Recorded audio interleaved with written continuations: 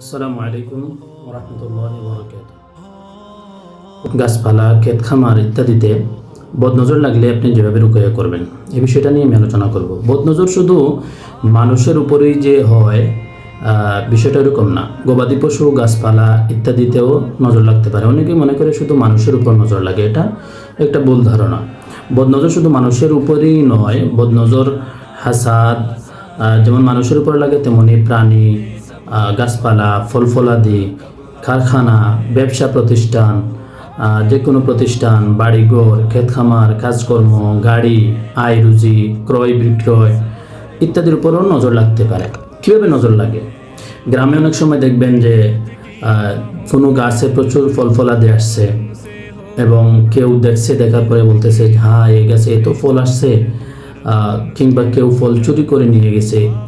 এর কারণে দেখা যায় যে একটু কিছুদিন পরে এই গাছের ফলগুলা ঝরে পড়তেছে, অথবা গাছের কোনো একটা জায়গায় একটা চুকের মতো আকৃতি দিয়ে এই জায়গা থেকে পচা শুরু হয়েছে, দেখা যায় যে ফলগুলা এরকম ঝরে ঝরে পড়তেছে।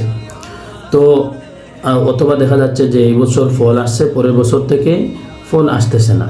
তো অনেক সময় দেখবেন যে গ্রামের মা চাচিরা যে কোনো কিছু রান্না করতেছে, কোনো পিঠা বানাচ্ছে, কেউ এসে এটা দেখছে, দেখে কোনো কিছু বলছে, এরপর থেকে দেখা যায় যে আগের মতো পিঠা হচ্ছে না, আগের মতো খাবার তৈরি করা যাচ্ছে না।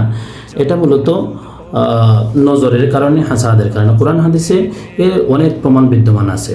হযরত সুহাইল ইবনে নাওফাল থেকে বর্ণিত, তিনি বলেন, একবার আমরা আব্দুল্লাহ ইবনে মাসউদ রাদিয়াল্লাহু তাআলা আনহুর নিকট ছিলাম। এমন সময় একজন গ্রাম্য মেয়ে তার মনিবের কাছে আসলো এবং সে এসে বলল যে আপনি এখানে বসে আছেন আর আপনার এই গুড়ার বাচ্চাটির উপরে নজর লেগে সে কোনো কিছুই খাচ্ছে না, ঘরের মধ্যে শুধু ঘোরাঘুরি করতেছে, নর্মাল যেভাবে থাকার কথা সে ওরকম না। তখন সে বলতেছে যে আপনি একজন রাকিব তালাশ করুন, ওইটাকে রুকিয়া করতে হবে। তখন আব্দুল্লাহ ইবনে মাসউদ রাদিয়াল্লাহু তাআলা আনহু বললেন যে রাকি খুঁজতে হবে না, আমি একটি দোয়া দিচ্ছি, এই দোয়াটি পড়ে তুমি ওই ঘোড়ার নাকের ছিদ্রে, ডান পাশের নাকের ছিদ্রে তুমি 4টা ফু দিবা এবং বাম পাশের নাকের ফুতে তুমি 3টা ফু দিবা। তো দোয়াটি উনি বললেন, আল্লাহ বাসা আযহিবিল বাসা রাব্বান নাস ইশফি আনতা শাফি লা ইয়াকশিফুদ দুররা ইল্লা আনতা। বর্ণনাকারী বলেন, অতঃপর তিনি চলে গেলেন এবং এসে বললেন, আপনি আমাকে যা আদেশ করেছেন আমি তা বলেছি, এবং আমি এখানে আসলাম এবং আসার পূর্বেই এই গুড়ার বাচ্চাটা মলত্যাগ শুরু করছে, প্রস্রাব করছে এবং সে খাচ্ছে। তো এই বিষয়টা হলো অনেক সময় দেখা যায় যে আমাদের যে গবাদি পশু আছে, প্রাণী আছে, এইসব ক্ষেত্রে যখন নজর লাগে তখন এই প্রবলেমগুলো হতে পারে। তো এই ক্ষেত্রে আপনারা এই দোয়াটি পড়তে পারেন, ইনশাল্লাহ এর দ্বারা উপকৃত হবেন। এবং এই ব্যাপারে আসছে, বনী ইসরাইলের 2 ভাইয়ের একজন কাফের ছিল, নিজের আত্মহংকার এবং হাসাদের কারণে তার বাগানের সমস্ত ফল, সমস্ত সম্পদ ধ্বংস হয়ে গিয়েছিল। বিস্তারিত ঘটনা, এই ঘটনাটা আছে সূরা কাহফের 32 থেকে 34 নম্বর আয়াতে এবং 39 নম্বর আয়াতে। এর চিকিৎসার কথা বর্ণনা ব্যাপারে বলা হয়েছে যে যদি সে মাশাআল্লাহ লা কুওয়াতা ইল্লা বিল্লাহ এটা বলতো, তাহলে তার সম্পদগুলো ধ্বংস হইতো না।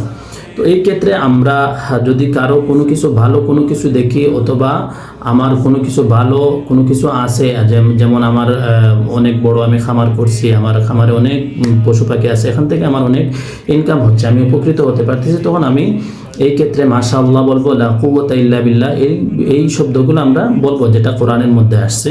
যদি আমরা এটা বলি তখন আমার যে সম্পদটা আছে এই সম্পদের উপর নজর লাগবে না এবং এটা ধ্বংস হবে না ইনশাআল্লাহ। আল্লাহ আমাদের সবাইকে এর দ্বারা উপকৃত করুন। এবং আপনারা যারা এই ভিডিওটা দেখতেছেন আপনারা শেয়ার করবেন, যাতে যারা ভুক্তভোগী আছেন এবং যাদের এরকম কোনো অ্যাসেট আছে, প্রত্যেক মানুষের কিছু না কিছু অ্যাসেট আছে, এই অ্যাসেটগুলো যেন সংরক্ষিত থাকে, হেফাজত থাকে, এজন্য তারা যেন এই বিষয়টা জানতে পারে এবং তারা এই নজর এবং হাসাদ থেকে বাঁচার জন্য এই দোয়াটা পড়তে পারে।